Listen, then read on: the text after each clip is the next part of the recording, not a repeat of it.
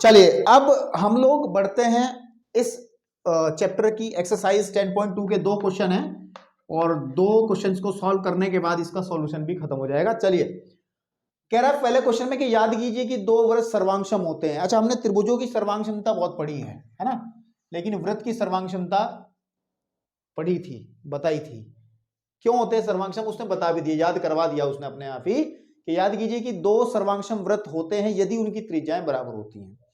सीधी बात है कि हमारे पास में अगर दो वृत्त हैं, एक वृत्त ये है, एक सर्कल ये है और दूसरा सर्कल ये है, अगर इसको इसके ऊपर रखेंगे तभी एक दूसरे को पूरा पूरा कवर करेंगे अगर इनकी त्रिज्याएं बराबर होंगी। अगर इसकी त्रिज्या 3 सेंटीमीटर की है तो इसकी त्रिज्या भी 3 ही सेंटीमीटर की होगी, तभी ऐसा हो सकता है। तो याद करवा दिया। तो बस इससे एक रिजल्ट याद रखना है, इससे एक रिजल्ट याद रखना कि बराबर त्रिज्याओं वाले वृत्त सर्वांगसम होते हैं या सर्वांगसम वृत्तों की त्रिज्याएं बराबर होती है। दोनों तरफ से बात याद रखनी है, ठीक है, कि बराबर त्रिज्याओं वाले वृत्त सर्वांगसम होते हैं या फिर सर्वांगसम वृत्तों की त्रिज्याएं बराबर होती हैं। ठीक, ओके। तो अब इसने कहा, इतनी तो बात उसने याद कराने में इस्तेमाल की है सिर्फ यहां तक। कह रहा सिद्ध करो कि सर्वांगसम वृत्तों की बराबर जीवाएं उनके केंद्रों पर बराबर गुणांतरित करती हैं। प्रमेय नंबर 10.1 ही हल करनी है, 10.1 ही हल करनी है। तो इसमें 10.1 में क्या था, जो इंट्रोडक्शन हमने इस एक्सरसाइज का किया है उसमें था कि एक ही वृत्त की दो जीवाएं थी। इसमें दो अलग अलग वृत्त हैं, लेकिन घबराने वाली वो भी बात नहीं है क्योंकि दोनों वृत्त सर्वांगसम हैं। तो बेटा चलिए सपोज कर लो एक वृत्त मेरे पास में ये है, ठीक है, और दूसरा वृत्त हम लोग इधर ही बना लेते हैं। एक वृत्त मेरे पास में ये है, ये दोनों सर्वांगसम वृत्त हैं जिसका केंद्र, इसका सपोज कर लो केंद्र O है और इसका केंद्र, क्योंकि अलग वृत्त है तो केंद्र भी अलग है, O' ले लिया। इस पर मैंने एक जीवा ले ली A और यहां पे ले ली मैंने जीवा ये AB, ये AB कोई जीवा ले ली। इस पर मैंने कोई पॉइंट ले लिया, यहां पे सपोज A' कर लो और यहां पर कोई पॉइंट ले लो B', ठीक है ना आपके पास में। तो हमें ये दिखाना है, तो सबसे पहले आप इसमें जो दिया है वो लिखिएगा। दिया है दो सर्वांगसम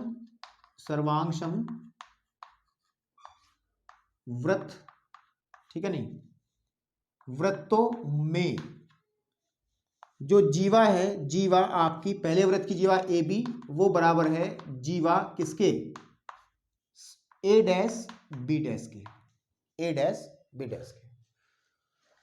और मेरे को सिद्ध करना है, क्या करना है भाई,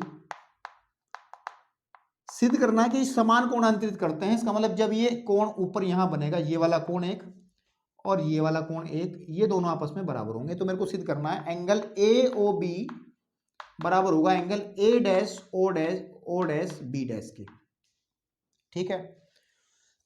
चलिए प्रूफ करते हैं, उत्पत्ति करते हैं। और हमने जैसे सवाल अभी किया था, मतलब जैसे हमने इंट्रोडक्शन में प्रमेय 10.1 की थी वही काम करेंगे हम। दो त्रिभुज मेरे पास में है, एक त्रिभुज है AOB और दूसरा त्रिभुज आपको दिख रहा है ट्राइंगल A'-O'-B' में अगर हम बात करते हैं, ठीक है। तो अच्छा एक बात है, दो सर्वांगसम वृत्त हैं तो उनकी त्रिज्याएं भी तो बराबर होंगी फिर। तो मैं ये चीज भी लिख लो यहाँ पे कि OA बराबर होगी, OA बराबर OB है ही है, ये दोनों तो आपस में बराबर हैं ही हैं। साथ ही साथ OA' बराबर होगा OB' के, मतलब सारी ये सब, ये भी त्रिज्या है, ये भी त्रिज्या है, क्योंकि सर्वांगसम वृत्त है। अगर इसकी त्रिज्या R रही होगी तो ये भी R है, ये भी R है, ये भी R है, तो दोनों वृत्तों की त्रिज्याएं R ही रही होंगी। तो मैंने ये भी लिख दिया। अब अगर इन दोनों त्रिभुजों की बात करें तो कन्फर्म सी बात है, हमें दिया क्या है। सबसे पहली बात तो AB बराबर हमें A' B' दिया है जो कि जीवा की लंबाई है, दिया है, चेक कर लो, ये दिया है, देखो यहाँ। साथ ही साथ हम ये भी लिख सकते हैं कि जो OA है वो OA' के बराबर है या OB जो है वो OB' के बराबर है। इसका कारण लिखोगे सर्वांगसम वृत्तों की त्रिज्या, सर्वांगसम वृत्तों की त्रिज्या है, तभी ऐसा है ना, ये कारण इनका हो गया। तो फिर S सर्वांग क्षमता काम में आ जाएगी। सर्वांग क्षमता से हम ये कह सकते हैं कि जो ट्राइंगल है AOB वो सर्वांगसम होगा ट्राइंगल किसके, A'-O'-B' के। और जब सर्वांशम हो गए तो एंगल ए ओ बी बराबर होगा angle A dash O dash B dash के। क्यों? सीपीसीटी से। क्लियर हो गया? सीपीसीटी से। तो ये आपका था क्वेश्चन नंबर 1, इससे ज्यादा कुछ नहीं करना है।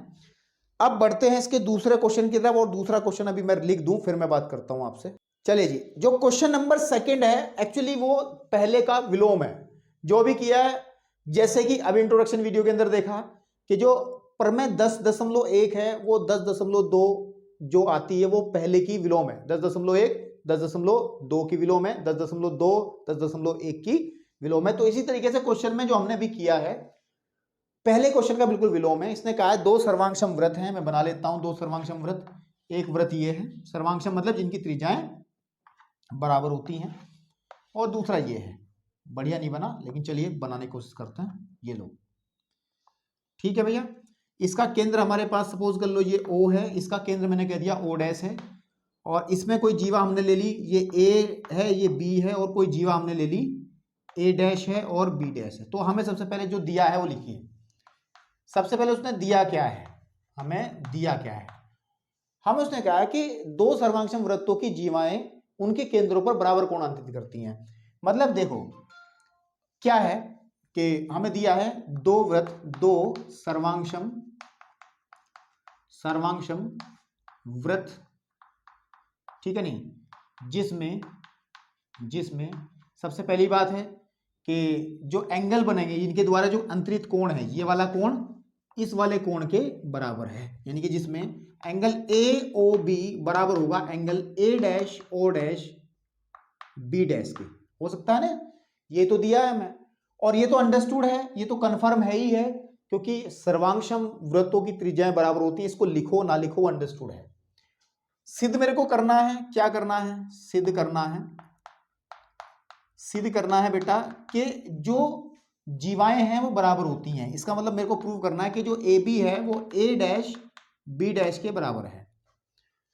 तो उपपत्ति प्रूफ में क्या करना है मेरे भाई? बस वही काम जो अभी किया था, उसके अलावा कोई ज्यादा काम नहीं। थोड़ा स्पीड से इसलिए पढ़ा रहा हूं क्योंकि चीजें आसान हैं और एक ही चीज को बार बार रिपीट कर रहे हैं। तो जहां समय देने का समय होगा वहां समय भी देंगे, लेकिन जहां जल्दबाजी में काम करना होगा वहां करेंगे भी। इसको दिक्कत कुछ नहीं है करने में।